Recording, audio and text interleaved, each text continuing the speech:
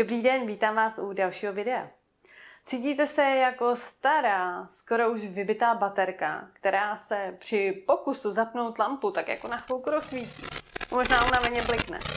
A pak zase zhasne? Nezoufejte. Mám pro vás dneska tip, tentokrát z Ayurvédy, který vám pomůže vaši energii dlouhodobě udržet. Je to jednoduchý tip, který můžete zařadit do vašeho běžného dne. Tip, který pro vás dneska mám, spočívá v očistě jazyka. Je to velice jednoduchá, ale účinná technika. Je dobré, pokud si z ní učiníte zvyk, například pokud je to první věc, kterou uděláte, když ráno zamíříte do koupelny. Na tuto techniku nepotřebujete nic extra speciálního. V nejhorším vám stačí kartáček, úplně zcela normální kartáček, nebo i třeba polévková lžíce.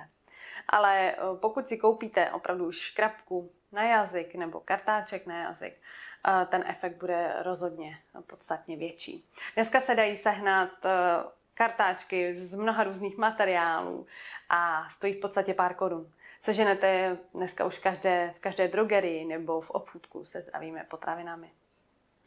No, proč byste si měli vlastně čistit jazyk? No, protože očista jazyka má hned několik zdravotních přínosů. V ústní dutině máme standardně velké množství bakterií, to je normální. No a povrch jazyka tou svojí strukturou a záhyby, když se na něj pořádně podíváte, tak uvidíte, že to není rozhodně krásná jednolitá plocha. Tak ty bakterie přímo láká a nabízí jim úžasné místo, kde se můžou množit.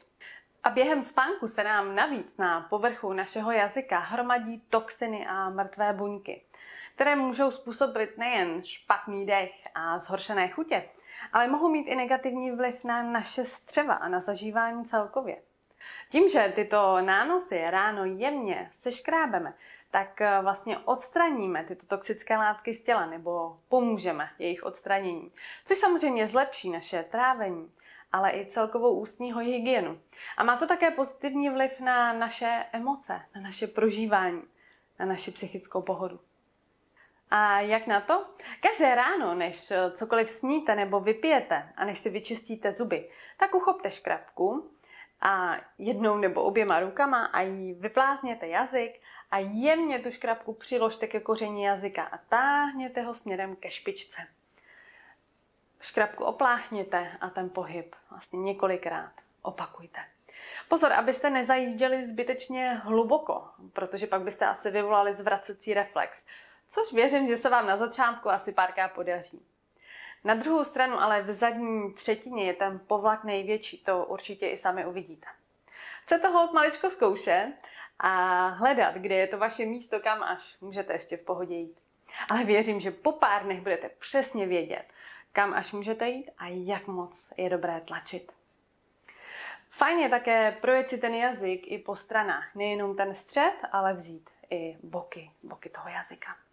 No a ten pohyb opakujte 5krát, 6krát, 10krát, dokud neucítíte, že ten povlak je maličko pryč. Ale prosím vás, ne, abyste ten jazyk dřeli do krve. To určitě ne, protože na tom jazyku je v pořádku, když tam určitý povlak zbyde. No a po tomto procesu je dobré si vyčistit a propláchnout pusu. Je to naprosto jednoduché, účinné, finančně nenáročné. No tak proč to neskusit? Pokud vám video přineslo novou inspiraci nebo nové informace, budu ráda za váš like, případně sdílení vašich zkušeností s čištěním jazyka. Díky vám za podporu mého YouTube kanálu ve formě odběru a sdílení videa dál těm, kterým může být nápomocné. Přeji vám krásný den a budu se těšit u dalších videí. Vaše Irena Houtková, Profi Coach.